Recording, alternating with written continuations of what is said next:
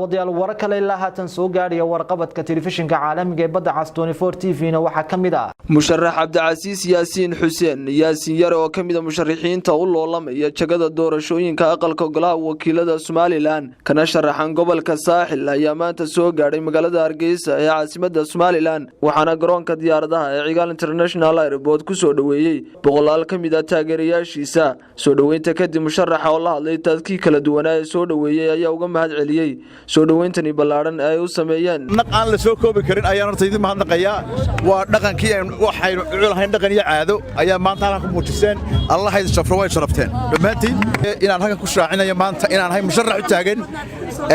doorashada golaha wakiilada ee baarlamaanka gobolka Saaxil hadii ilaahay naftaygu simo hambalyo u diraya madaxweynaha qaranka Somaliland mudane Muuse Biixi Cabdi يعني xiriirka taariikhiga ah ee aynu la sameeysanay wadanka Taiwan dhawaan aad iyo aad baan ugu hambalyeynaya taas dhalinyarada ku nool gobolka Saaxil waxaan leeyahay waan ognahay in dhammaan wadanka Somaliland ay shaqeeyaan ka jirto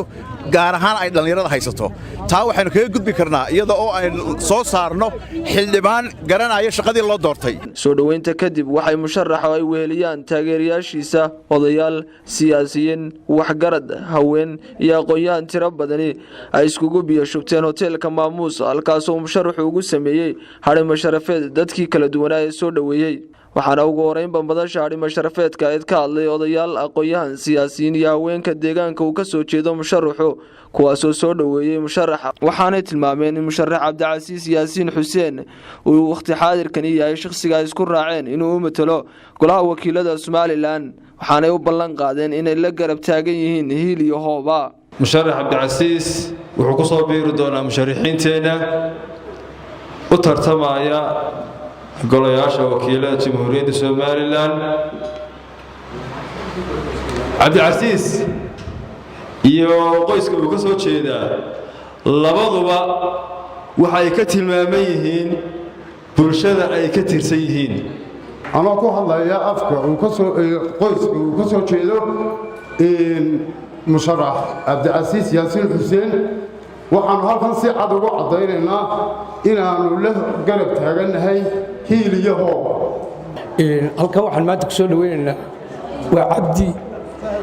cabdiina waa nin maanta ka turxaan la magaca diraya hadday qurtaay hadday qabiilataba waa qoys aan xagasho lahayn ilaahay waxaan uga rajaynayaa hawsha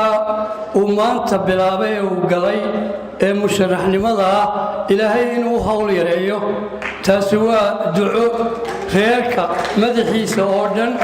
aan moogta uga baryayo adeerka Cabdicasiisna insha Allah bidmillaahi kariim khayr hadii uu ugu jiro ilaahay waxaan ka rajaynayaa hawsha uu galay in ilaahay ku guuleeyo mid kalena waan odhanayaayo halka aan garanayaa aan ka soo jeednaa space baanu siinaa anagu in badan qaranka anagana maanta waxaan jecelahay space in la siiyo waxa weeye kastoo aad daga gaabisay oo goor dambe soconayso haddana waxa weeye nin walba wuxuu sitaa nasiibkiisa iyo himiladiisa iyo xiliyihiisa iyo sharaftiisa ilaahay waxaanu weydiisanaynaa in ka Cabdicasiis la yiraahdo inuu noqdo mid xilkiisa guta oo si raganimo leh oo qiimo leh u guta annagoo ku garab taagan haddaanu nahay odayadiisii iyo khiyaartii iyo dhalinyaradii aanu ku garab taagannahay oo ku garab gelayno waxaanu ka marxaati kacaynaa inaanu maamuus iyo hiil iyo hooba la garab taaganahay adeerkayo igama baahna sharxaad badan oo wal hadlo dad badan baa hadlay adeero wuxuu banalkan ka cadeynayaa inaanu hiil iyo hooba la garab taaganahay adeerkayaa noo yimi codka waanu siinaynaa garab iyo gaashaan baan isbarbar taagaynaa Cabdicasiis Yaasiin Xuseen Jaamac aan ku soo dhaweeyay walaalkay hiil iyo hool ayaan ku barbar taaganahay inaanu la garab galno sharaxaada ay soo sharaxay xildhibaannimada gobolka Saaxil anigoo ka soo jeeda gobolka Togdheer qaarkiisii dambana ah waxaan ku talagalaynaa inaanu waxaanu hiil iyo hoob u qaban karno inaanu la qabanno Cabdicasiis ilaahay waxaan u rajaynayaa in ilaahay uu ku guuleeyo xilka uu doonayo Cabdicasiis waanu kula garab taaganahay abtinimo wixii aan ku qabanayno waan soo dhaweynaya musharaxa Cabdicasiis Yaasiin Xuseen Jaamac ilaahayna waxaan uga baryay inuu ku guuleeyo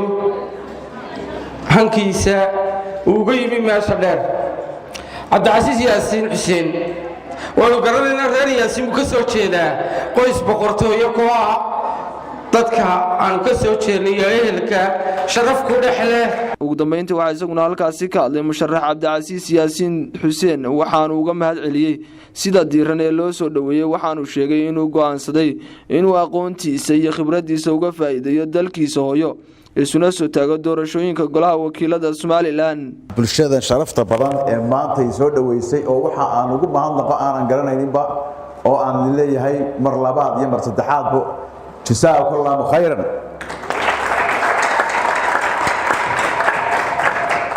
kolley aniga hadal badan ima furno oo hadalkii waa la dhameeyay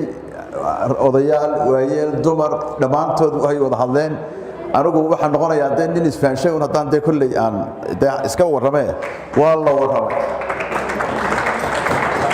waxaa keliya ee imika aan idiin maanta waan idinka mahadnaqayaa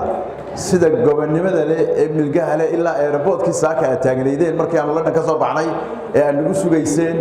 ay haddana ilaa imika hoolkii halka aad fadhidaan aad iyo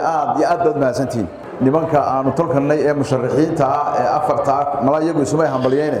anigu waan hambalyeynaya horta afartan nin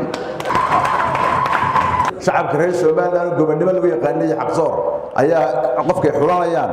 iyaga inuu dhiibaynaa garta haddii la yiraahdo qaadaya. dowladda dalka Itoobiya ayaa waxay